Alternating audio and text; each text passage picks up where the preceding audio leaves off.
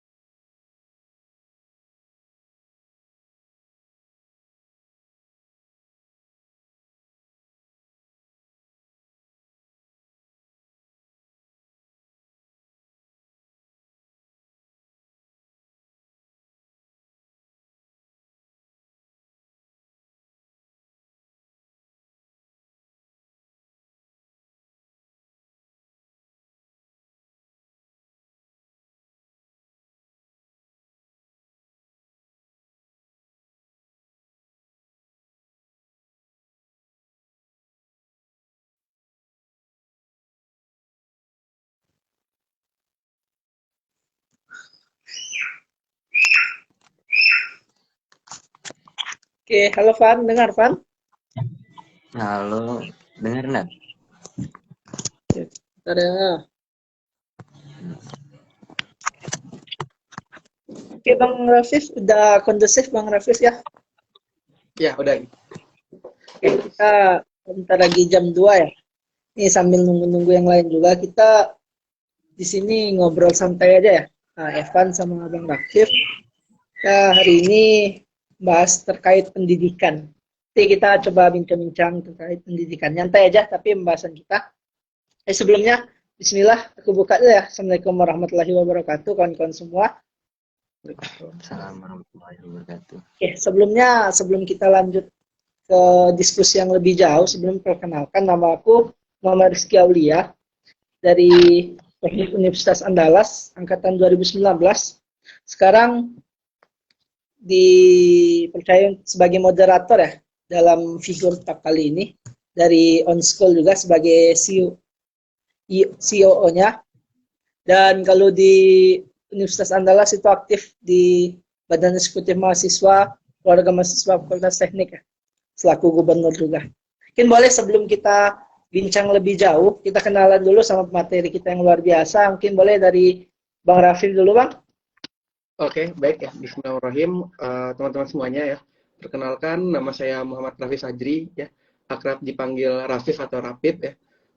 Saya dari jurusan matematika. Ya, saat ini saya sedang berada di program studi magister di Matematika Universitas Andalas angkatan 2022 ya. Jadi masih maba juga di S2 gitu. Ya. Oke, maba S2 ya Bang ya. Oke, luar Ya, biasa Bang Rafif. Oke, sebagai info juga Bang Rafif itu selaku gubernur dulunya ya, gubernur BMKM FMIPA UNAN 2021. Itu S1-nya angkatan 2018 ya, ya 2018 ya Bang. Ya, Sekarang program Fast Track UNAN gitu, makanya S2 sekarang. Oke, makasih ya Bang Rafif ya. Oke, selanjutnya kita beralih ke Evan. Boleh Evan perkenalkan diri juga dulu? Oke, baik. Bismillahirrahmanirrahim. Langsung aja. Baik. Perkenalkan, nama aku Muhammad Evan Saputra. Teman-teman bisa manggil Evan. Dari jurusan Ilmu Komunikasi Universitas Sriwijaya. Dan ya, tahun ini jadi kepala sekolah juga dan Kortim dari Muda Sosial Ekspedisi. Oke. Oke, makasih ya. Untuk informasi juga untuk kawan-kawan semua, Evan ini itu UKM ya kalau di sana namanya UKM Unsri Mengajar gitu ya.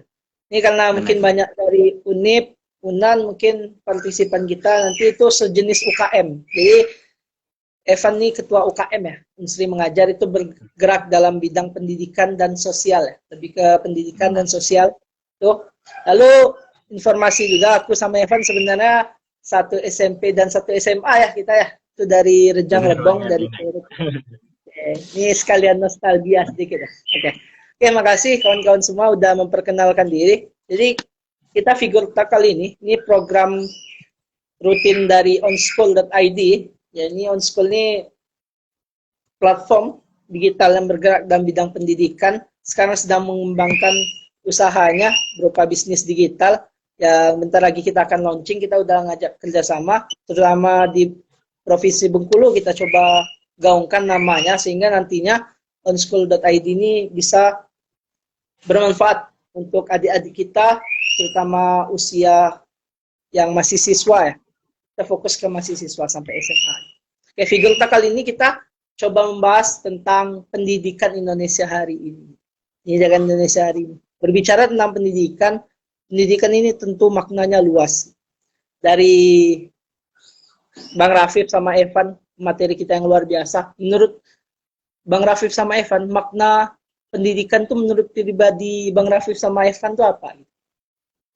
Pendidikan yang seperti apa yang menjiwai diri Bang Evan, menjiwai diri Bang Rafif sama Evan? Mungkin boleh dijawab dulu dari Evan, boleh?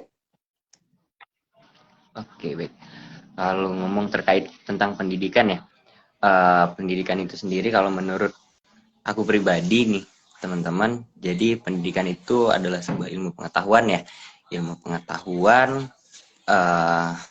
yang mana nantinya itu adalah sebuah bekal untuk kita di masa depan, dan juga menurut aku pribadi bahwasanya pendidikan itu adalah sebuah investasi diri yang paling penting nih, investasi diri yang paling penting untuk kita ke depannya nanti, seperti itu sih Nay.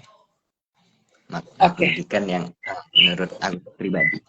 Oke, itu makna pendidikan menurut Evan ya. Itu investasi pribadi gitu. Hal yang paling penting yang harus kita miliki, setiap insan manusia harus miliki. Oke, beralih dari Evan kita coba ke Bang Rafif. Makna pendidikan menurut Bang Rafif itu apa gitu? Apalagi sekarang udah menginjakkan pasca sarjana ya Bang. Rafif udah S2, mungkin lebih luas lagi nih. Mungkin bisa digali potensinya, boleh Bang? Oke, baik ya. Kalau berbicara tentang makna pendidikan ya, mungkin kita sudah sering dengar ya. Maju tidaknya suatu bangsa itu dilihat dari pembangunannya.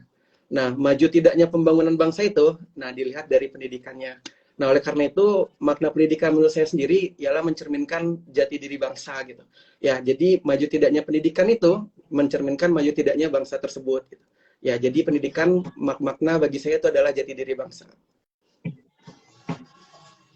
Oke, ini kita udah dapat ya makna pendidikan dari masing-masing materi, karena kita coba mulai dari dasarnya tadi. Evan bilang ini investasi diri ya, investasi diri. Lalu Bang Rafif bilang itu jati diri. Itu sama, hal yang bisa selaras dan kita gabungkan. Saat kita nanti berbicara tentang pendidikan Indonesia hari ini, kita udah punya makna gitu. Makna di dalam pribadi kita masing-masing bahwa pendidikan ini sangatlah penting. Oke, pendidikan saat ini ya, kita udah banyak ya melihat pendidikan, mulai kita dari bangku taman kanak-kanak, bahkan ada yang PAUD hingga kita mahasiswa saat ini. Apa sih pandangan kita terkait pendidikan Indonesia saat ini? Mungkin boleh dikemukakan sedikit pendapatnya, kita diskusi ya, tukar pendapat ya Bang Rafif sama Evan. Ini juga mengedukasi pemirsa kita yang nonton juga ya. Oke, boleh dari Bang Rafif dulu Bang. Oke, pandangan terkait pendidikan di Indonesia saat ini ya. Di sini karena kebetulan ya waktu saya dulu masih bertugas sebagai gubernur BEM, ya jadi di fakultas saya ini lebih ke arah isu pendidikan gitu ya. Kita bagi-bagi juga sama fakultas lain ya. Kalau nggak salah di teknik dulu tentang lingkungan ya Ki ya. Iya Bang. Ya baik ya. Jadi kalau berbicara dari kajian atau kita berbicara dari data ya, kalau terkait pandangan tentang pendidikan kita berasal dari data dulu. Ya berdasarkan riset saya, menurut publikasi dari World Population Review pada tahun 2021 ya, dia mengatakan bahwa tingkat Indonesia itu berada pada peringkat 54 dari total 78 negara yang masuk dalam peringkatan tingkat pendidikan dunia. Ya, mungkin kalau kita pandang ya, tingkatan pendidikan ini rankingnya cukup rendah ya, 54 dari 78. Namun setidaknya ini kita naik satu peringkat dari tahun-tahun sebelumnya begitu.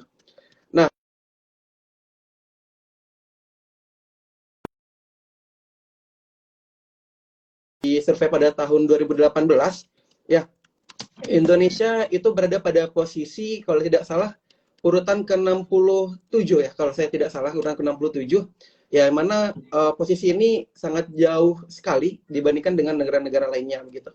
Ya, kalau kita pandang atau kaji secara langsung ya, pandangan terkait pendidikan sekarang ya, ya mungkin kita bisa berbicara bahwasanya pendidikan saat ini Indonesia yang saya tangkap sudah mulai meningkat, sudah banyak program-program baru yang dibuat pemerintah yang mungkin kita akan bahas lebih lanjut nantinya. Ya, yang terkait pendidikan, pandangan saya yang lebih saya rinci arahkan yaitu adalah bagaimana kita atau siswa itu bisa menerima ilmu dari gurunya, tetapi ilmu-ilmu tersebut ilmu yang terpakai di dunia industri nantinya gitu. Karena kalau kita berbicara terkait pandangan pendidikan ke arah era modern nantinya, kita akan lebih berpacu terhadap industri begitu. Ya, jadi itu pandangan saya sih terkait pendidikan saat ini gitu. Oke. Terima kasih ya Bang Rafif atas pendapatnya. Ada pertanyaan di kolom chat tapi nanti kita jawab ya. Oke, kita beralih ke Evan, pandangannya terkait pendidikan Indonesia saat ini. Boleh, Evan? Oke, baik. Kalau menurut aku pribadi, karena memang benar aku bergerak untuk UKM Unsri Mengajar sendiri, bergerak di bidang pendidikan ya Bang, dan juga undang teman-teman semuanya. Jadi menurut aku pribadi bahwasanya untuk pendidikan di Indonesia untuk saat ini, benar kalau menurut riset yang kata Bang Rafif tadi, bahwasanya Indonesia sekarang menduduki peringkat 54 dari 78 negara ya. Nah, namun untuk aku pribadi sendiri bahwasanya untuk pendidikan di daerah perkotaan ya benar sekali, pendidikan kita saat ini mengalami peningkatan untuk daerah perkotaan.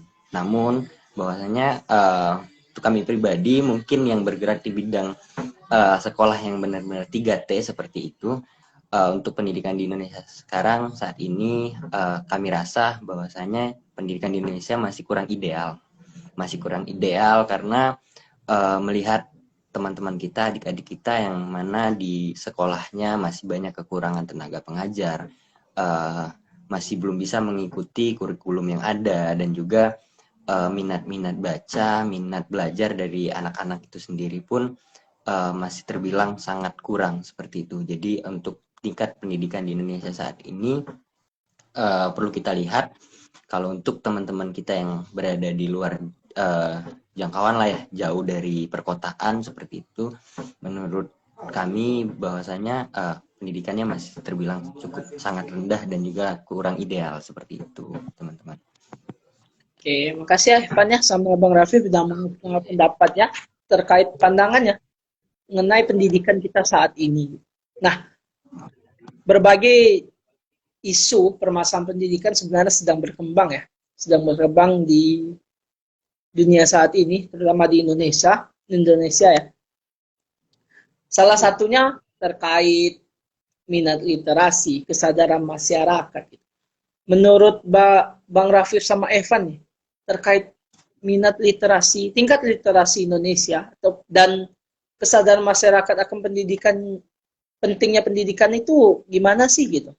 Apakah memang sekarang tingkat literasi kita sedang dalam hal yang dikhawatirkan ataukah tidak gitu? Ataukah memang kesadaran masyarakat akan pendidikan sekarang ini udah mulai meningkat atau gimana gitu keadaannya sekarang?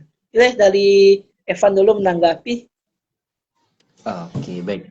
Kalau menurut aku pribadi untuk tingkat literasi yang ada di Indonesia saat ini di kalangan masyarakat dan juga adik-adik kita juga, untuk tingkat literasi sendiri untuk saat ini mungkin mengalami peningkatan, lumayan mengalami adanya peningkatan juga.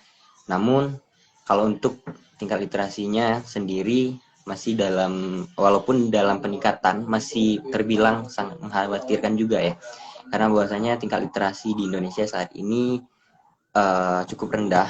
Bahwasanya teman-teman di sini melihat kayak di sekolah mungkin tingkat literasinya boleh, tapi saat mendapatkan tugas di rumah seperti itu, mereka kayak untuk belajar di rumah itu minatnya masih kurang seperti itu.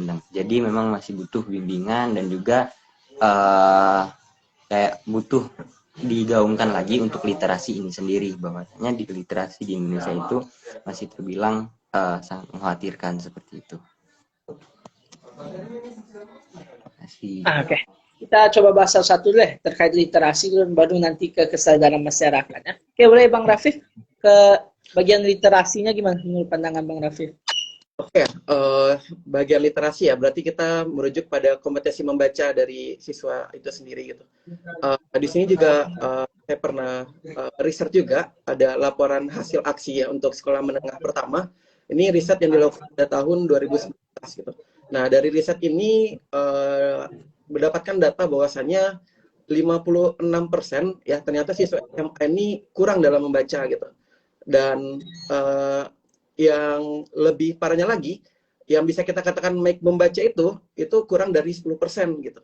Nah, ini dari data ini ya, kalau kita bisa ambil kesimpulannya atau interpretasikan dari data tadi ya, bahwasanya betul seperti yang disampaikan oleh, maaf siapa tadi, sahabat saya sebenarnya, Ivan ya, ya, bahkan Ivan tadi ya, ya bisa kita katakan sangat rendah gitu. Ya kalau kita bandingkan dengan negara kita tetangga ya, seperti Malaysia, Singapura dan segalanya, itu kita jauh ketinggalan literasi kita dibanding negara tetangga kita sendiri. Atau bahkan kalau kita mau mencermin ya ke negara-negara yang pendidikannya maju seperti Amerika Serikat, Jepang dan segala macamnya, ya ini kita sangat ketinggalan sekali gitu terkait literasinya gitu. Nah, sebenarnya ya kalau kita berbicara literasi ini, upaya pemerintah pun sebenarnya kalau saya pantau ya dari saya SMA, SMP sampai kuliah pun kita lihat usaha pemerintah tuh sudah cukup banyak gitu. Sampai dulu ada program ya kalau tidak salah waktu saya SD, program 15 menit membaca sebelum jam pembelajaran gitu. Nah, dari program-program pemerintah yang sudah dibuat pemerintah tadi, ya betul yang dikatakan oleh Bang Ivan tadi, ya setidaknya dari laporan hasil riset yang disampaikan oleh aksi, ya terjadi peningkatan ya walaupun peningkatan ini tidak terlalu signifikan terkait literasi membaca kita. Ya, itu dia tadi terkait literasi kita saat ini. Dikembalikan. Oke, nanti kita udah dapat ya pandangan dari pemateri kita bahwa memang literasi di Indonesia ini dalam proses peningkatan, tapi memang kalau dibandingkan dengan negara-negara yang lain itu masih jauh ya, masih kalah jauh gitu walaupun kita sedang meningkat. Ya harapannya memang dengan pemuda-pemuda saat ini dengan inovasi-inovasinya, dengan gerakan pemerintah, salah satu tadi program pemerintah itu dapat diterapkan secara masif gitu, masif ke seluruh penjuru Indonesia gitu, sehingga nantinya tingkat literasi ini dapat meningkat secara menyeluruh gitu, bukan hanya di daerah-daerah perkotaan, tapi juga menjangkau daerah-daerah 3T, pedesaan dan yang lainnya. Nah, membahas terkait minat literasi, pendidikan, tentu kita berbicara tentang kesadaran masyarakat juga akan pendidikan itu sendiri. Mungkin banyak di kampung-kampung ya, mungkin di kampung-kampung zaman dulu juga, mungkin dulu pas kita kecil kita sering mendengar untuk apa sekolah tinggi-tinggi, apalagi untuk cewek ya, untuk cewek juga untuk apa sekolah tinggi-tinggi, nantinya juga bakal jadi ibu rumah tangga. Mungkin ada beberapa desa yang menerapkan seperti itu. Lakinya juga untuk apa nanti sekolah tinggi-tinggi menghabiskan uang gitu. Mending langsung kerja mencari uang untuk menghidupi keluarga. Banyak stigma-stigma yang berkembang dalam masyarakat yang seperti itu.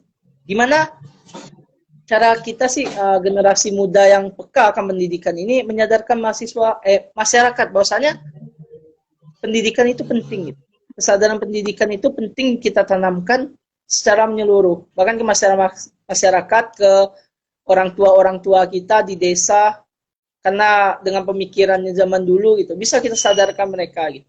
Mungkin boleh pandangannya dari Bang Rafif dulu, Bang. Oke, baik ya. Pandangan ya terkait menumbuhkan kesadaran berpendidikan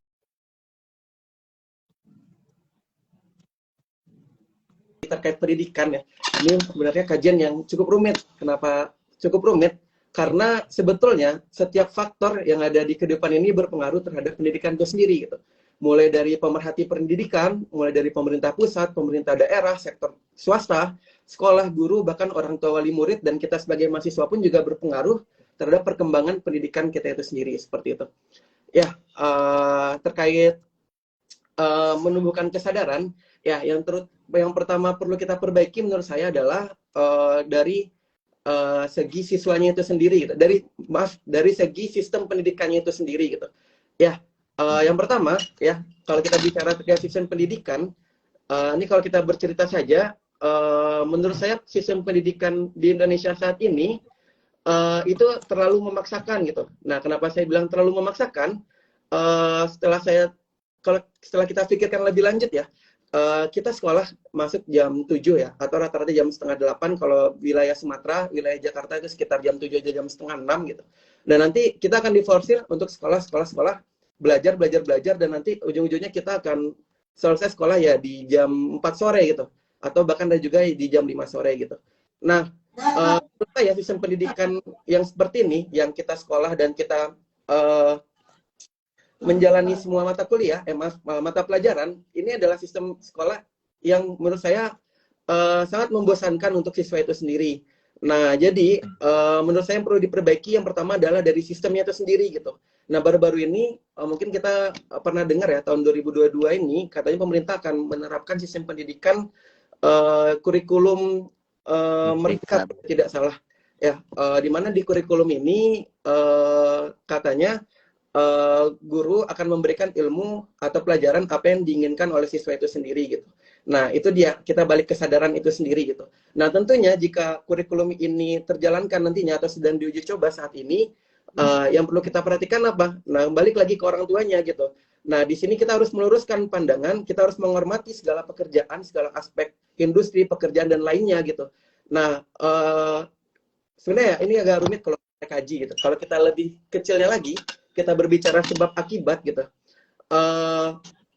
Pendidikan ini akan stabil ya, akan meningkat jika dari segala sektor tadi itu akan dari segala sektor dari segala sektor itu meninjau di pendidikan itu sendiri gitu. Nah, kembali lagi tadi ke cara menumbuhkan kesadaran ya. Kembali lagi ke cara menumbuhkan kesadaran. Ya, yang pertama yang harus dilakukan ialah orang tua mendorong anaknya untuk mau untuk membuat bagaimana sekolah itu terasa menyenangkan begitu. Orang tua di rumah mau membackup apa yang sudah dapat dari siswa itu sendiri di rumah. Nah, jadi di follow up lagi apa materi-materi yang sudah didapat gitu. Nah, dari segi guru pun dari tim pengajar juga harus bisa membuat bagaimana atau metode bagaimana caranya supaya siswa-siswa di sekolah tadi itu tidak merasa pembelajaran itu sangat membosankan gitu. Jadi bagaimana cara memancing supaya pelajaran-pelajaran itu malah ditunggu-tunggu gitu. Nah, jadi merasa lebih menyenangkan lagi. Nah, terus selanjutnya dari sisi pemerintah pun ya juga harus bisa menerapkan kurikulum yang sesuai dengan pembelajaran di era industri nantinya gitu. Dan juga kita memerlukan aspek dari sektor swasta juga. Nah, bagaimanapun sekarang kita ada di era industri, era di mana zaman investasi. Nah, sektor swasta itu sangat berpengaruh terhadap pemerintahan. Ya, bahkan tidak bisa kita ancungkan lagi kalau kita berbicara birokrasi nantinya, lebih lanjut lagi ke birokrasi. Nah, birokrasi ini juga akan mempengaruhi bagaimana sistem pendidikan kita nantinya. Nah, makanya kalau saya katakan bagaimana cara menumbuhkan kesadaran, ya itu dari semua sektor, baik itu kita sebagai mahasiswa, orang tua murid itu sendiri, guru, pemerintah, semuanya itu memang harus saling bahu-membahu terhadap pendidikan kita seperti itu. Ya, kalau berbicara bagaimana menumbuhkan kesadaran, ya itu menurut saya kembali lagi bagaimana cara kita menyikapi pendidikan itu sendiri, gitu Ki. Oke, itu hal yang kompleks ya disampaikan Bang Rafif, mulai dari komponen siswanya itu sendiri, komponen keluarganya, pemerintah dengan sistemnya, dan yang lain sebagainya. Memang untuk menumbuhkan kesadaran masyarakat akan pentingnya pendidikan harus kompleks itu. Karena kita harus mulai dari dasarnya. Kalau dasarnya udah kuat, mungkin untuk atas-atasnya akan kuat juga nantinya. Oke, itu pendapat dari Bang Rafif. Boleh pendapat dari Evan juga, boleh, Evan? Oke, baik. Sebelumnya sepakat banget sama Bang Rafif tadi. Semua aspek udah diambil semua ya sama Bang Rafif. Karena ya benar, untuk menumbuhkan tingkat pendidikan di Indonesia itu sendiri, kalau dari individunya atau dari pribadi masing-masing, itu sangat sulit. Jadi sangat sulit, karena bahwasanya individu atau pribadi masing-masing orang itu kan berbeda-beda. Jadi untuk cara menumbuhkan rasa sikap peduli terhadap pendidikan itu sangat sulit kalau kita lihat dari pribadi seperti itu. Namun ya benar sekali kata Bang Rafif tadi, bahwasanya untuk meningkatkan atau menumbuhkan rasa peduli terhadap pendidikan di Indonesia itu sendiri, balik lagi terhadap sistem pendidikannya sendiri seperti itu. Karena dengan sistem pendidikan yang menurut aku menarik, yang nantinya membuat teman-teman kita siswa-siswi yang ada di sekolah itu merasakan bahwasanya pendidikan itu sangat penting, dan juga belajar itu menarik loh, seperti belajar itu yang membuat mereka menjadi sebuah kebiasaan seperti itu, karena bahwasanya sekarang sistem pembelajaran di Indonesia itu masih sangat menurut aku masih sangat membosankan, karena kita hanya disodorkan materi yang membuat lama-kelamaan membuat bosan seperti itu ya. Materi yang disodorkan pun, yang diberikan pun beragam pula seperti itu, dan kita dipaksakan untuk memahami itu semua seperti itu. Nah, mungkin dari sistem pendidikannya harus dirubah. Nah, ya pada saat ini mungkin Indonesia telah menerapkan ya, pada tahun ini telah menerapkan kurikulum baru. Itu adalah berupa kurikulum yang bersifat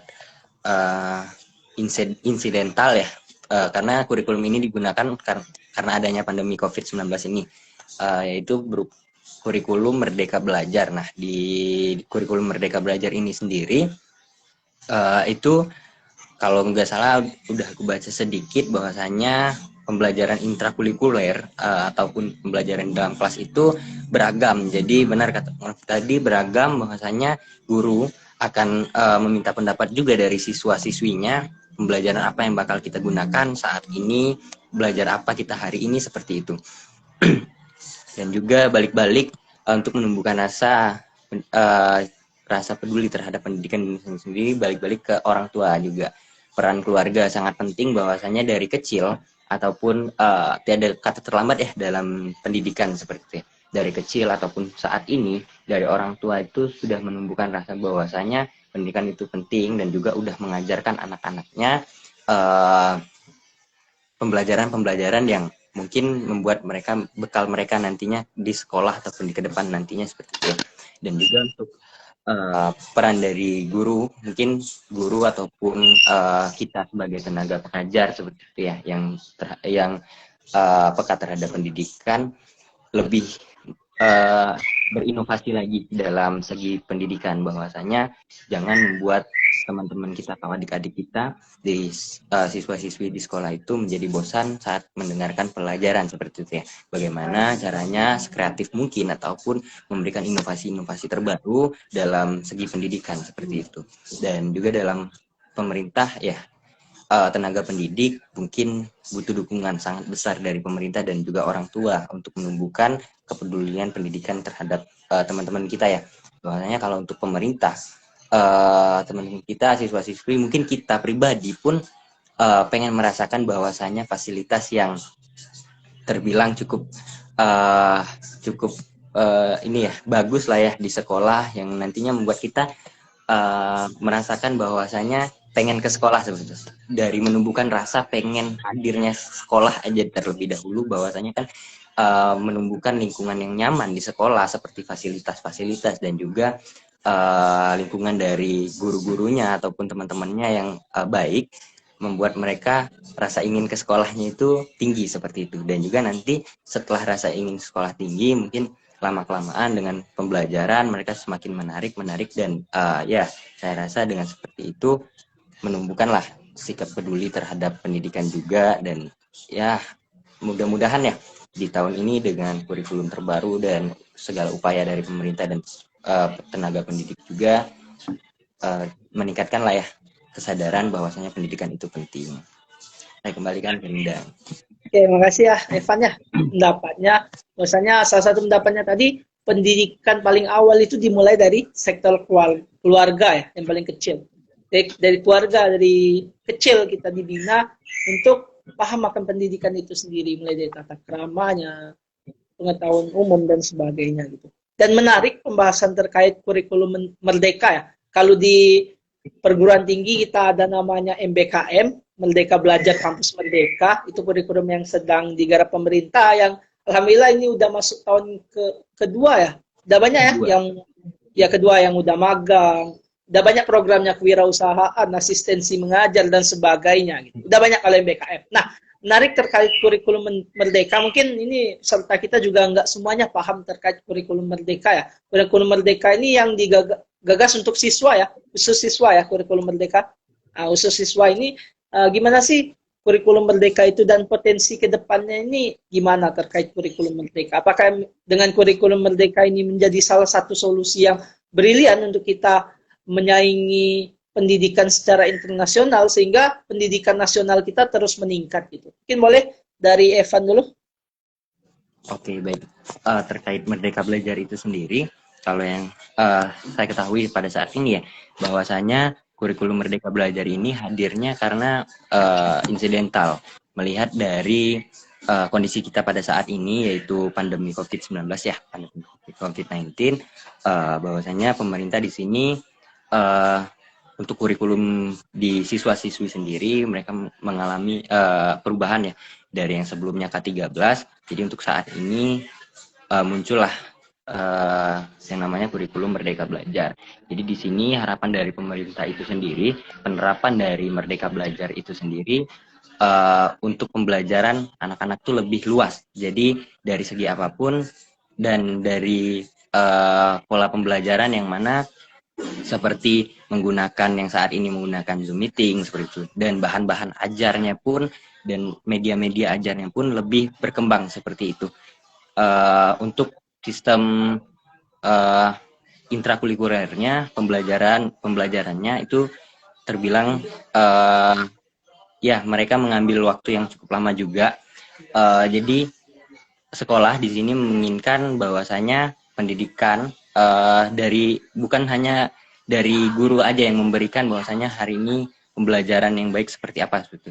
Dan di Merdeka Belajar itu sendiri, kalau aku nggak salah tangkap ya teman-teman, bahwasanya mereka lebih menginginkan juga keaktifan dari muridnya, bahwasanya pembelajaran seperti apa yang bakal kita ajarkan seperti itu. Jadi melihat juga kondisi-kondisi sekarang, mereka juga lebih jadi mereka belajar itu lebih kayak lebih menyesuaikan seperti itu. Kurikulum yang lebih menyesuaikan pada era kita yang saat ini seperti itu.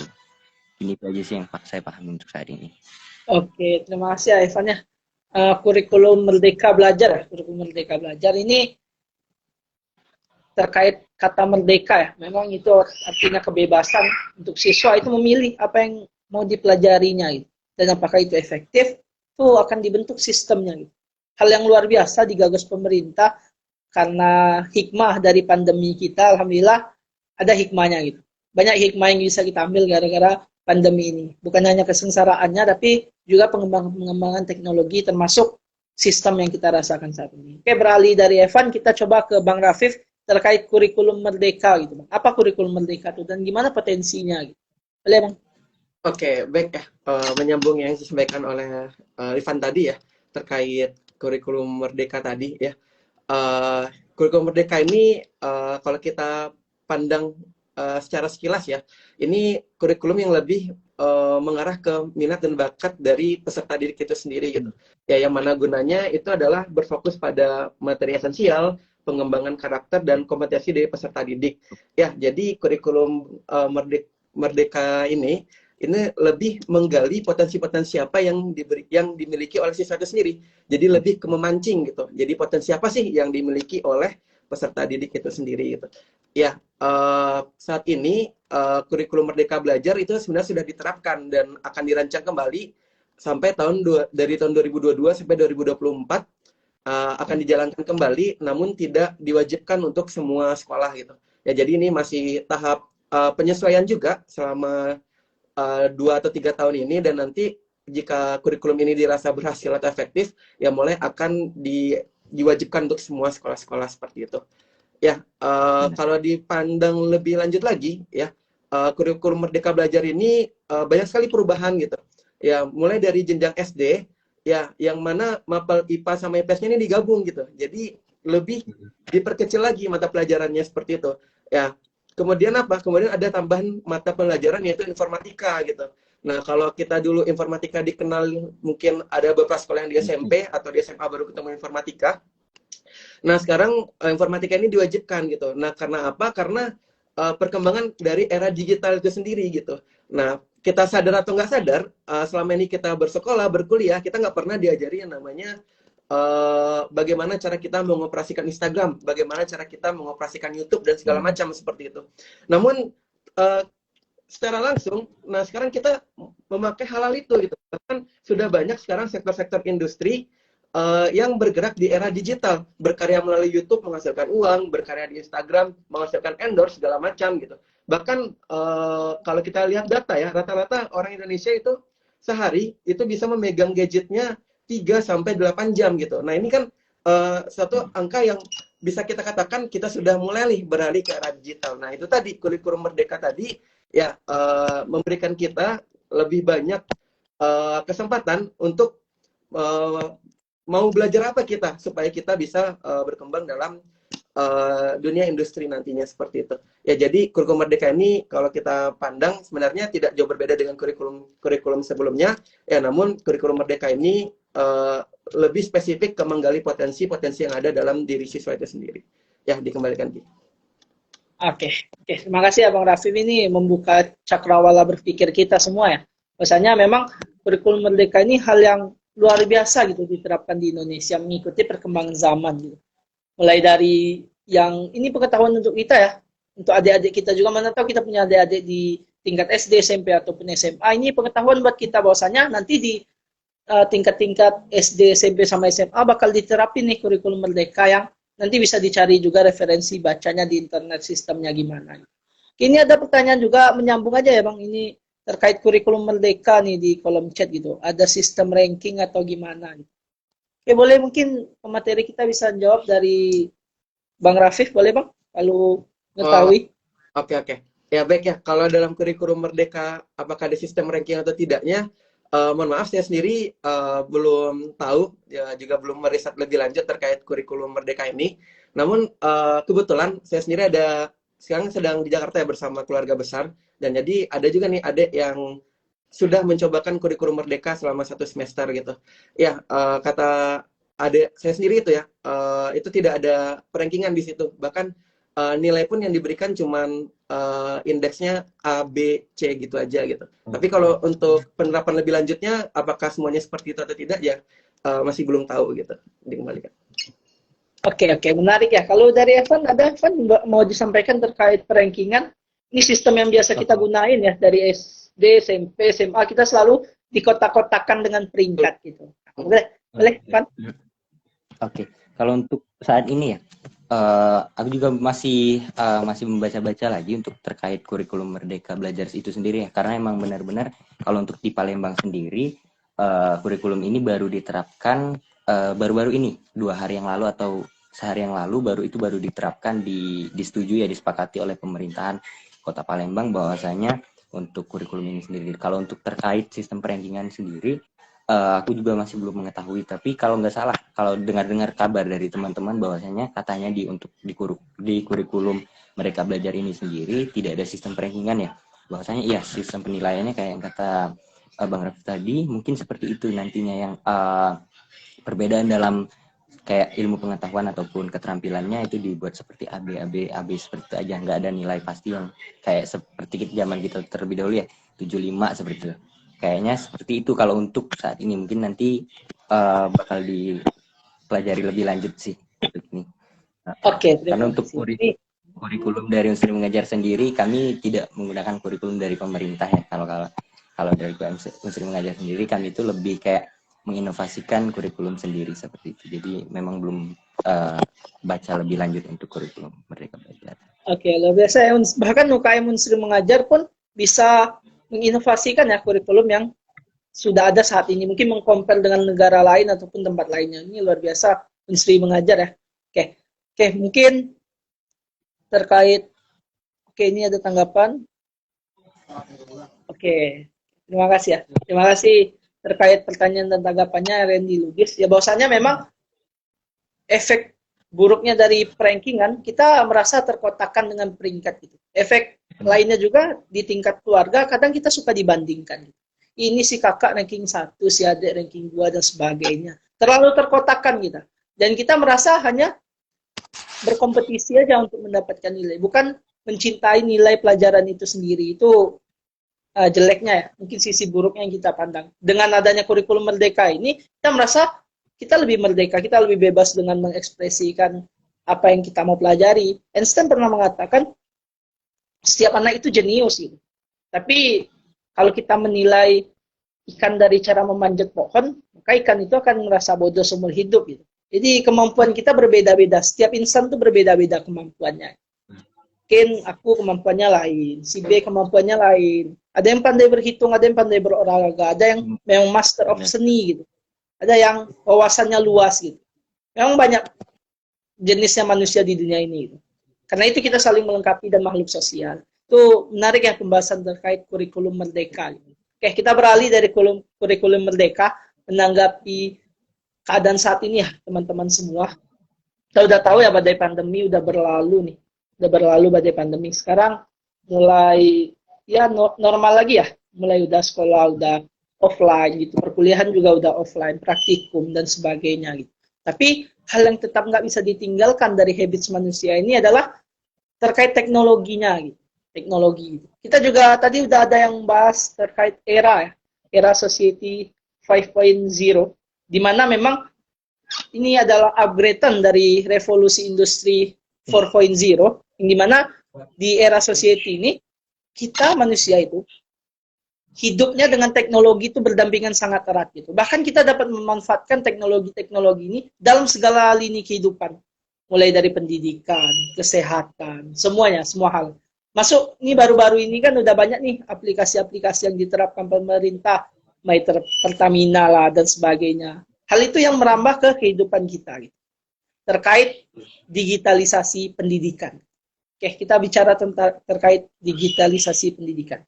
Gimana pandangannya melihat era digitalisasi ini, digitalisasi secara luas dari era society 5.0 dan pendidikan digital, potensi pendidikan digital ini gimana menurut materi kita yang hebat-hebat ini? Mungkin boleh mulai dari Evan dulu. Oke, baik. Kalau terkait dari perubahan itu ya, era society 5.0 ya. Kita sebagai manusia juga, sebagai masyarakat juga, bahwasanya tidak bisa menahan ya bahwasanya adanya perubahan era society 5.0 ini untuk tingkat digitalisasi seperti itu. Kalau untuk di era sekarang, menurut aku sudah baik sekali bahwasanya seandainya teman-teman di sini sudah mengerti tentang digitalisasi, karena ya mau tidak mau, walaupun seandainya negara kita tidak mau menerima era digitalisasi ini, kita bakalan tertinggal oleh negara-negara luar seperti itu. Karena bahwasanya negara-negara tetangga ataupun negara-negara yang sudah maju itu menggunakan teknologi itu sudah lama sekali ya, kalau kita tahu ya, sudah lama sekali mereka sudah mengembangkan teknologi-teknologi yang jauh lebih dari kita seperti itu. Dan ya, untuk pembelajaran di Indonesia sendiri, kalau untuk pendidikan di Indonesia untuk beralih ke pendidikan yang digitalisasi, menurut aku pribadi sudah sangat sudah sangat penting bahwasanya kita berubah ke era digitalisasi, karena melihat untuk saat ini saja untuk peningkatan di era digitalisasi itu sudah ada peningkatan, bahwasanya kayak kita dahulu waktu saat masih SD ataupun SMP itu untuk penggunaan dari smartphone ataupun laptop itu masih kayak dibilang masih tidak terlalu mengerti lah ya. Untuk saat ini anak-anak kecil pun yang belum bersekolah pun udah mengerti itu teknologi, bagaimana mengoperasikan sebuah smartphone seperti itu, handphone seperti itu.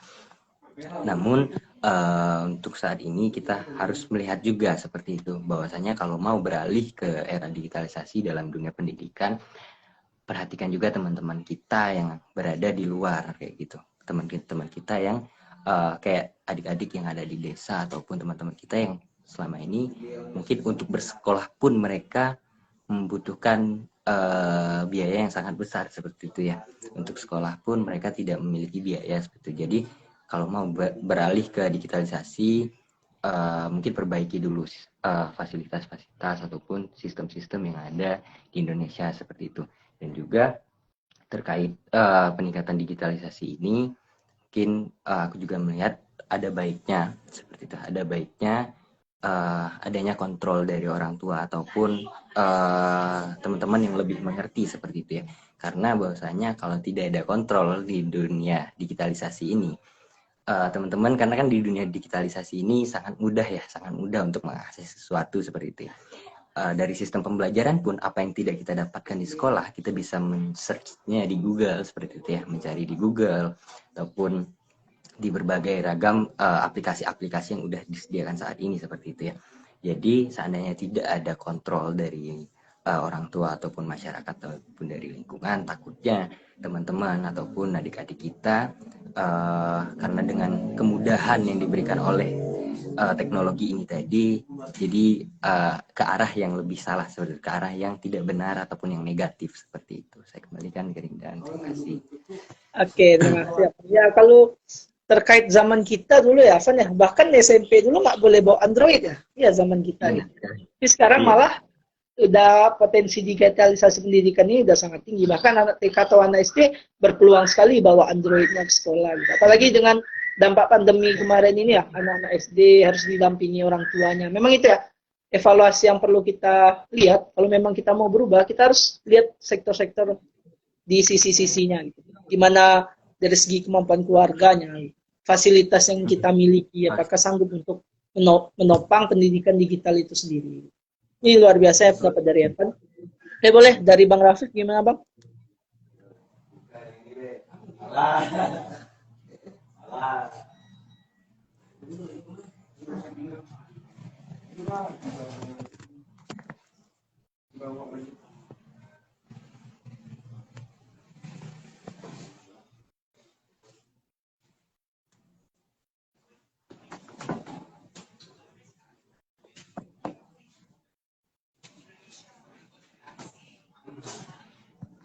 Halo Bang, Bang Rafiq. Maaf. Saya ulang lagi ya. Ya. Saya unmute tadi. Ya, terkait potensi digitalisasi tadi ya, menurut saya ini adalah hal yang cukup mumpuni gitu. Nah, dalam artian bagaimana? Karena kalau berdasarkan data yang disajikan oleh PISA tahun 2018, anak usia 15 tahun dalam artian sekolah menengah pertama, dari segi membaca, matematika, dan sainsnya, itu tertinggal selama 2,5 tahun dari negara maju gitu. Nah, jadi tentu kita harus ada nih kendaraan yang kita gunakan untuk menyusul ketertinggalan kita tersebut gitu. Nah, dari sektor industrinya sendiri, tamatan sarjana di Indonesia itu kualitasnya tertinggal 4 tahun dibanding dengan sarjana yang ada di luar negeri. Nah, ini juga angka yang cukup besar gitu. Di usia 15 tahun kita tertinggal 2,5 tahun dari negara maju. Ketika kita sarjana, kita tertinggal 4 tahun dari sarjana yang ada di negara maju. Nah, tentu salah satu kendaraan yang bisa kita gunakan ialah menggunakan digital tadi. Nah, tidak bisa kita pungkiri, di era digital ini, kita bisa belajar, misalnya kita sekolah di tempat A, namun kita bisa ikut belajar, merasakan belajar bagaimana kita bersekolah di sekolah B, atau bahkan di luar negeri, seperti itu. Nah, seperti kita kuliah sekarang ini, kita mahasiswa UNAN, nah, kita juga bisa merasakan bagaimana anak ITB itu kuliah tadi, nah melalui program MBKM tadi gitu. Nah, ini jadi adalah salah satu cara yang menurut saya juga cukup efektif untuk menjadi kendaraan kita mengejar ketertinggalan kita dengan negara maju ya, seperti yang tadi itu. Namun perlu digarisbawahi, sebelum kita merosok ke era digitalisasi, ya harus ada dulu pemerataan pendidikan itu gitu. Nah, seperti yang dikatakan oleh Evan tadi, ya saya merasakan sendiri karena saya tinggal di kabupaten ya, salah satu kabupaten di Sumatera Barat. Nah, itu bahkan lokasi ada jaringannya pun masih berpetak-petak gitu. Di kilometer ini ada jaringan, di kilometer sebelah udah hilang jaringan, seperti itu. Dan bahkan di tetangga saya pun bahkan ada juga yang menggunakan satu gadget untuk sekeluarga, adik kakak sama satu lagi adiknya, bertiga dengan satu gadget gitu. Nah, ini perlu kita perhatikan lebih lanjut lagi. Nah, apakah ketika kita sudah terjun ke era digitalisasi tadi, nah kita perhatikan orang-orang di sekitar, apakah semuanya akan ikut, atau jangan-jangan sebagian orang-orang mampu saja yang berlari. Nah, orang-orang yang tidak ada bagaimana? Apakah akan jalan di tempat saja, akan tertinggal, atau bagaimana? Nah, ini tentu perlu ditindaklanjuti lagi oleh pemerintah, seperti itu. Dan juga sebelum kita masuk ke era digitalisasi, ya mau tidak mau sebenarnya kita juga akan menempuh era digitalisasi sebentar lagi, ya karena ini sudah mulai ada tanda-tandanya, bahkan kita sudah masuk selangkah ibaratnya ya di era digitalisasi. Ya sebelum kita masuk lebih jauh lagi, ya di sini perlu sekali saya rasa dari segala sektor, terutama dari sektor pemerintah atau sektor swasta, ya yang mana mungkin bisa menginvestasikan perusahaannya di wilayah-wilayah masih terpencil gitu, atau bagaimanakah program pemerintah yang akan memberi gadget kah ke siswa-siswa yang kurang mampu atau bagaimanakah, atau ingin membuat labor komputer di setiap kelurahan gitu. Ya, ini perlu kita follow up kembali ke pemerintah. Jadi sebelum kita maju lebih lanjut, ya berkendara lebih cepat gitu, kita perhatikan dulu di belakang kita, apakah dia bisa mengikuti atau jangan-jangan nanti malah jalan di tempat. Nah, ini yang perlu kita perhatikan lebih lanjut gitu. Kalau saya melihat di era digital tadi ya Ki, dikembalikan. Oke, luar biasa pendapat dari Bang Rafif juga. Ini sama ya, sama pendapat Evan tadi, bahwasanya kita harus memperhatikan keadaan sekitar. Jangan sampai nantinya saat ada beberapa dari kita yang ingin maju, beberapa yang lain hanya tertinggal gitu, bukan malah ikut maju juga. Itu hal yang kita nggak mau ya di pemerataan pendidikan kita. Karena memang di salah satu SDGs itu memang harusnya ada pemerataan pendidikan. Ini yang harus kita kejarkan ya. Oke. Menarik tadi terkait follow up dari kita semua ya. Kita pemuda, mahasiswa, ataupun apa sebutannya. Sebenarnya kita memiliki peran di pendidikan Indonesia kali ini. Maka itu salah satu perannya kita berdiskusi ya, mengedukasi peserta kita yang kawan-kawan kita yang ada di live juga ikut. Ini salah satu bentuk upaya kita ya, peran kita. Mau nanya nih ke pemateri-pemateri, kira-kira peran kita udah sejauh mana sih selaku pemuda dan mahasiswa terkait pemajuan pendidikan Indonesia? Apa kontribusi yang harusnya bisa kita berikan gitu? Mungkin boleh membuka cakrawala berpikiran kita semua dari Bang Rafif dulu, Bang, boleh?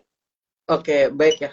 Kalau kita berbicara apa yang sudah kita lakukan atau harus kita lakukan sebagai seorang mahasiswa, ya yang perlu kita garis bawahi adalah kita sebagai mahasiswa ini adalah mitra kritis pemerintah gitu. Ya, jadi sebenarnya setiap kebijakan yang dibuat oleh pemerintah, nah itu adalah tanggung jawab kita sebagai mahasiswa untuk mengkritisinya, apakah kebijakan itu sesuai untuk masyarakat atau tidak. Nah, begitu juga dengan kebijakan pendidikan itu sendiri. Nah, kita selaku mitra kritis pemerintah juga harus kita tinjau, apakah sistem-sistem yang dibuat pemerintah cocok atau tidak di daerah kita, bisa dijalankan dengan efektif atau tidak, atau ujung-ujungnya malah jadi wacana saja, dan itu juga harus di follow up, dan itu juga tugas kita sebagai mahasiswa. Ya, selama saya beraktivitas di BEM kemarin, itu salah satu contoh ada sistem baru pemerintah, yaitu ada PPDB ya, penerimaan peserta didik baru. Itu salah satu sistemnya melalui sistem zonasi gitu. Nah, pada tahun pertama sistem zonasi diadakan di Sumatera Barat, khususnya kita berbicara di daerah kabupaten di pinggiran kota gitu. Nah, itu sangat khusus sekali itu Evan dan Rizky gitu. Kenapa? Karena banyak peserta didik yang dari SMP mau lanjut ke SMA nih, SMP-nya di kota, tiba-tiba karena sistem zonasi, dia dipindahkan mendapat sekolah SMA di kabupaten yang bahkan lebih jauh dari tempat tinggalnya menuju ke kota itu sendiri gitu. Kalau ke kota hanya 2 km, 3 km, kalau ke kabupaten sekolah itu dia bisa bahkan sampai 15 km, dan banyak masyarakat yang memperdebatkan atau mengeluh tentang hal itu gitu. Pelemparan-pelemparan yang sangat jauh, dan bahkan juga banyak masyarakat yang belum mengerti sistem zonasi ini untuk apa gitu. Nah, jadi di sini juga peran kita yang muncul, yaitu untuk mengedukasi gitu. Nah, kita riset, kita lihat ternyata banyak kejanggalan, banyak yang salah. Nah, kita bisa mahasiswa melaporkannya. Ya, misalnya ke Dinas Pendidikan, kalau kita bergerak di BEM bisa ke kantor Dinas Pendidikan Sumatera Barat. Nah, kita sampaikan laporan-laporan data hasil analisa kita bersama tim gitu ya. Bahwasanya ini yang kurang segala macam, dan nanti supaya pemerintah bisa diperbaiki lagi ke depannya gitu.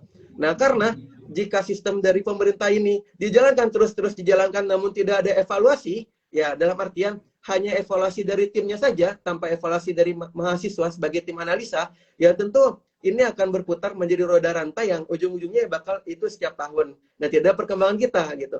Nah, jadi sekali lagi peran kita sebagai mahasiswa yang kita lakukan apa? Sebagai mitra kritisnya pemerintah. Ingatkan pemerintah itu susah diingatkan, kita turun ke jalan, kita biasa aksi ya Ki, kalau di Padang ya. Kita biasa aksi, turun ke jalan, ingatkan pemerintah. Ya walaupun suara kita tidak terdengar langsung oleh pemerintah, setidaknya nanti ada media yang membicarakan kita.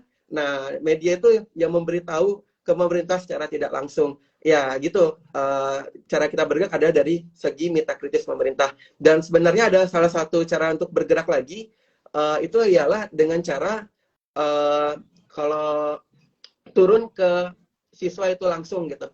Ya sekarang sudah ada program pemerintah juga, ya ini saya sangat setuju sekali, yaitu adalah program mahasiswa mengajar contohnya. Nah, kenapa saya sangat setuju program mahasiswa mengajar? Nah, dengan adanya program mahasiswa mengajar ini sebenarnya kita mempercepat pendidikan Indonesia ya jadi semakin cepat gitu majunya. Ya mahasiswa yang sudah mengerti ini ada ilmu baru langsung ditransfer ke siswa-siswanya. Tentu ini mempercepat pemikiran siswa terhadap ilmu baru juga nantinya seperti itu. Dan juga peran kita sebagai siswa adalah kita harus merangkul juga, harus memperhatikan situasi di sekitar kita. Ya, kalau kita punya keluarga, punya adik, punya tangga sekitar, ya kita ajarkan hal-hal baru yang nantinya juga berguna untuk industri ke depannya. Ya, mau gimana lagi ya, kita sudah di era industri sekarang. Nah, sementara di sekolah belum diajarkan terkait industri-industri. Dan ini terus diperkenalkan sebetulnya mulai dari dini hari. Nah, itu sih kalau berbicara peran kita sebagai mahasiswa apa yang harus kita lakukan. Dikembalikan. Oke. Lengkap ya yang dijelaskan Bang Rafif juga itu terkait sosial dan pergerakan mahasiswa ya. Itu salah satu cara yang bisa ditempuh ya. Bukan satu-satunya cara terkait menyampaikan langsung ke pemerintah, itu bukan satu-satunya cara. Boleh kita langsung terjun ke masyarakat. Mungkin akan lebih lanjut dijelaskan oleh Evan ya, karena selaku kepala sekolah Unsri mengajar, yang memang itu gerak bidangnya gitu. Boleh Evan? Oke, baik, terima kasih Rizky. Jadi benar banget kalau kata Bang Rafif tadi bahwasanya peran kita sebagai mahasiswa itu adalah sebuah media kritis juga untuk pemerintah ya. Jadi peran kita untuk di dunia pendidikan juga di pemerintahan bahwasanya kita sebagai media kritik dari pemerintah itu sendiri, di mana kekurangan karena ya sebagai upaya juga kita sebagai pelebaran sayap juga dari pemerintah, pelebaran jangkauan juga dari pemerintah ya, bahwasanya yang tidak terlihat seperti itu di desa-desa, di sekolah-sekolah kita atau adik-adik kita yang ada di desa atau yang di tempat yang tertinggal seperti itu. Jadi bisa terjangkau oleh pemerintah seperti itu. Dan juga kalau terkait peran kita selain dari mengkritik pemerintah seperti itu, kita juga bisa langsung turun langsung seperti itu ya. Salah satu cara lagi untuk peran kita juga di dunia pendidikan itu kita juga bisa langsung turun karena bahwasanya ya karena kita mahasiswa yang memiliki kesempatan untuk belajar lebih tinggi ya, lebih jauh lagi dan karena ya melihat teman-teman kita mungkin ada yang tidak berkesempatan berkuliah ataupun bersekolah melanjutkan sekolahnya seperti itu. Jadi untuk kita yang memiliki kesempatan, apa salahnya untuk langsung turun ke lapangan seperti itu. Dan juga kalau dari kami pribadi dan dari UKM Unsri Mengajar itu sendiri, bahwasanya lahirnya UKM Unsri Mengajar itu karena ingin berperan lah ya, berperan penting juga dalam dunia pendidikan, bahwasanya mahasiswa ingin berperan penting dalam dunia pendidikan, berawal dari melihat kondisi dari sekolah-sekolah yang ada di sekitar Universitas Sriwijaya seperti itu. Jadi mungkin bergerak dari sekitarnya dulu, di lingkungan sekitar. Mungkin kita sebagai mahasiswa bisa lebih peka lagi terhadap lingkungan sekitar kita, melihat lingkungan sekitar yang mana mungkin di sekitar Universitas Andalas ada sekolah-sekolah yang membutuhkan seperti itu ya. Jadi mungkin lebih peka lagi untuk turun dan ikut membantu. Selain mengkritik, kita juga langsung turut membantu membangun, menumbuhkan dan membuat pendidikan di Indonesia semakin meningkat seperti itu. Jadi dari langsung turun jalan. Oke, terima kasih Evan terkait pendapatnya bahwasanya memang itu ya, memang gerakan kita sebagai pemuda dan mahasiswa itu sebenarnya banyak gitu. Tapi Benar. sekarang kondisinya banyak gerakan yang secara sporadis gitu. Jadi nggak terstruktur dengan rapi gitu, sehingga dampaknya ke masyarakat pun belum terlalu terdengar. Andaikan memang kita bisa mengkolaborasikan, mengkompar semuanya dengan sangat baik, mulai dari pengabdiannya kita udah laksanakan dengan sebaik mungkin, penyampaian dengan mitra kritis kita pemerintah dengan sebaik mungkin, sehingga nanti output yang kita inginkan, kemajuan terkait pendidikan secara menyeluruh ataupun pendidikan digital bisa kita capai di Indonesia.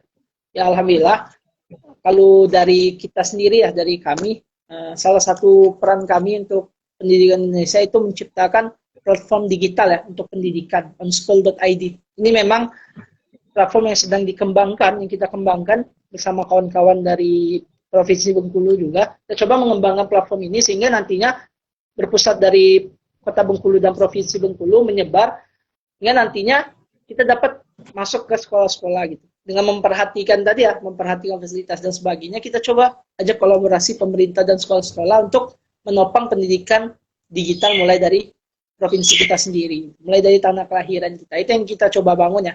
Itu arah gerak onschool.id sekarang ini. Memang belum di launching secara resmi ya, kita masih rencanakan. Ini salah satu bentuk edukasi yang kita lakukan, upaya yang kita lakukan untuk memperkenalkan onschool.id dan membahas, mengulas terkait pendidikan kita di Indonesia secara menyeluruh. Oke, udah nggak terasa ya, udah kurang lebih sejam ya kita berbincang ya, Evan dan Bang Rafif. Udah banyak ya, semoga info yang bisa kita share ke kawan-kawan yang menonton.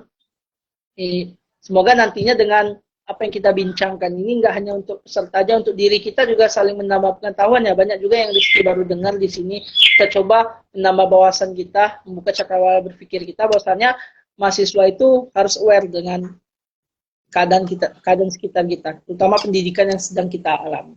Mungkin karena udah masuk di sesi akhir, kita minta closing statement-nya dari masing-masing pemateri kita. Dari Evan dulu, boleh Evan? Oke, terima kasih Dang yang udah ini ya.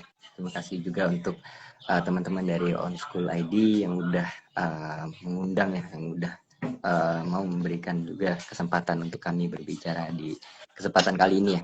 Dan juga terima kasih juga untuk udah dapat berkenalan juga nih sama Bang Rafif, yang mana salah satu pemateri juga ya pada hari ini. Sangat senang bisa banyak juga kami dari aku pribadi mendapatkan pembelajaran baru dan pengetahuan baru juga dari Bang Rafif seperti itu.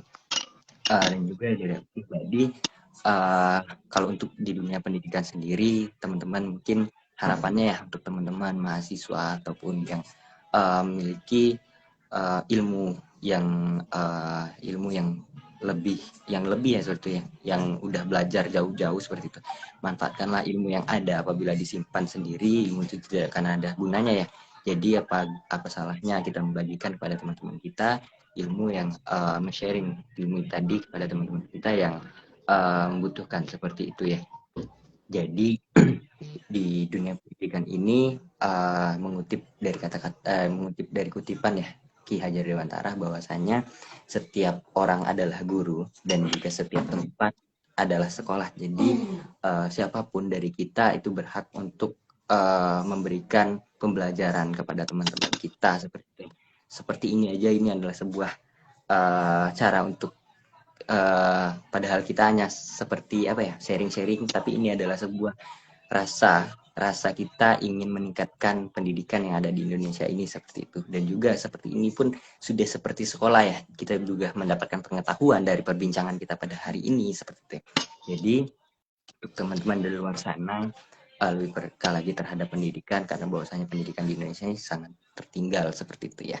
Dan harapannya ke depannya dari segi pemerintah, mahasiswa, masyarakat, dan juga orang tua, keluarga seperti itu dapat berkolaborasi lah untuk meningkatkan pendidikan yang ada di Indonesia ini. Terima kasih banyak sekali lagi untuk On School ID, teman saya juga dari SMP SMA, Muhammad Rizky, dan juga Bang Rafif. Terima kasih banyak nih Bang udah mendengarkan, dan teman-teman yang udah mendengarkan nih. Oke, makasih dan Oke, terima kasih Evan. Nanti sebelum ditutup kita ada sesi dokumentasi ya, tapi kita dengarkan closing statement dulu dari Bang Rafif juga, boleh Bang? Oke, baik ya, terima kasih pada Rizky selaku moderator. Ya, terkait pendidikan ini adalah jati diri bangsa ya. Sebagaimana yang kita tahu bahwasanya maju tidaknya suatu negara dilihat dari pembangunannya. Nah, maju tidaknya pembangunan suatu negara itu dilihat dari pendidikannya. Nah, ini mengartikan bahwasanya pendidikan itu adalah kunci kemajuan dari suatu negara. Nah, untuk memajukan pendidikan itu sendiri, ya tentu kita memerlukan segala aspek yang ada di dalam negara itu sendiri, baik dari orang tua selaku pendorong siswanya untuk bersemangat dalam mengikuti pendidikan, selaku siswa sendiri yang menjalani pendidikan itu sendiri, selaku guru yang mentransfer, memberikan ilmu dan membimbing siswa itu sendiri, dan seterusnya selaku mahasiswa sebagai tim eksekutornya, dan juga sebagai pemerintah sebagai pembuat kebijakan juga harus saling terkait dan bisa saling memikirkan terkait kondisi pemerintahan itu sendiri, terkait pendidikan itu sendiri. Ya, semoga dengan ada diskusi ini juga menjadi langkah awal kita semua untuk lebih melek lagi terhadap pendidikan itu sendiri. Nah, sebenarnya pendidikan ini bisa maju, nah jika kita selaku mahasiswanya itu sendiri juga harus semangat, harus giat juga untuk memajukan pendidikan itu sendiri gitu. Ya, karena langkah sekecil apapun yang kita lakukan, nah itu tentu akan ada artinya, baik itu secara langsung maupun tidak langsung, baik itu sekarang maupun nantinya gitu. Dan juga saya mengucapkan terima kasih ya kepada Evan, juga dapat ilmu-ilmu baru dari Evan, dari Rizky juga dapat ilmu-ilmu baru juga. Juga senang rasanya bisa berdiskusi kembali ya bersama Rizky. Sebelumnya kita sering berdiskusi ya. Waktu itu Rizky di Kastrat ya.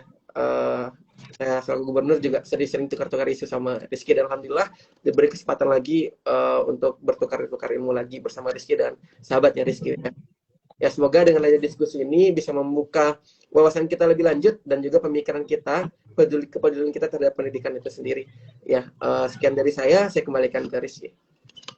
Oke, terima kasih ya, luar biasa nih berbincang dengan pemateri yang asik dan luar biasa ya, Evan dan juga Bang Raffi. Tapi sebelum kita tutup, kita dokumentasi aja dulu ya, baru nanti kita tutup. Boleh nanti Rizky screenshot aja. Tak oke ya? 1, 2, Bang Raffi oke Bang? 1, 2, 3. Lagi ya, 1, 2, 3. Oke, udah key screenshot, nanti kita coba tag ya di ig_school.id. Semoga bisa nanti di-share. Nah, ini juga perbincangan kita coba simpan ya dalam ini IG live IG ini. Semoga nantinya hal-hal bermanfaat yang kita dapatkan ini dapat kita bagikan juga. Ilmu-ilmu yang baru kita dapatkan ini dapat kita ceritakan ke orang lain. Karena memang informasi yang tercepat tuh nyampainya kalau kita menceritakannya ke orang lain. Dari mulut ke mulut ke mulut ke mulut gitu. Harapannya memang dari banyak perbincangan yang mulai dari pendidikan itu gimana menurut makna kita pribadi, itu pandangan terkait pendidikan Indonesia gimana, cara menumbuhkan kesadarannya gimana, pendidikan digital itu seperti apa, potensinya bagaimana, kita sebagai peran kita sebagai mahasiswa dan pemuda itu seperti apa. Harapannya memang dengan hal-hal yang kita share dengan kawan-kawan ini, salah satu bentuknya dengan diskusi ini dapat salah satu bentuk edukasi kita ya, kepedulian kita kepada kawan-kawan kita semua, bahwasanya masih ada loh orang-orang yang aware terhadap pendidikan di Indonesia. Itulah kita semua. Dan memang kita memanfaatkan ya diri kita sendiri sebagai mahasiswa yang notabene-nya nggak semua pemuda itu menjadi mahasiswa. Kita manfaatkan ya kesempatan kita menjadi mahasiswa ini. Dengan kita manfaatkan diri ini untuk orang lain gitu, menjadi sebaik-baiknya manusia ya. Dan kita mengambil kesempatan menjadi sebaik-baiknya manusia itu bermanfaat bagi orang lain. Mungkin cukup sekian diskusi yang dapat saya bimbing hari ini ya, saya pandu hari ini. Terima kasih sekali lagi pada teman dekat saya dari dulu, Evan dan Bang Rafif ya, teman diskusi kita selama di BEM. Terima kasih telah sharing pikiran, kita bertukar pikiran kembali gitu. Udah lama rasanya ya, mungkin sekarang lagi waktu libur ya, waktu yang pas untuk menghangatkan kembali pikiran-pikiran kita. Terima kasih sekali lagi Evan dan Bang Rafif. Mohon maaf bila kami dari OnSchool ID terdapat beberapa kesalahan ataupun khilafan yang selama pra-acara hingga hari acara ini. Semoga nantinya yang jelek dapat kita tinggalkan, yang dan baiknya dapat kita saring menjadi pelajaran hidup. Mungkin itu aja dari saya tutup. Wabillahi taufiq wal hidayah. Wassalamualaikum warahmatullahi wabarakatuh. Terima kasih Evan dan Bang Rafif. Ya, terima kasih Evan. Ya, oke kawan-kawan. Tain ya. Oke.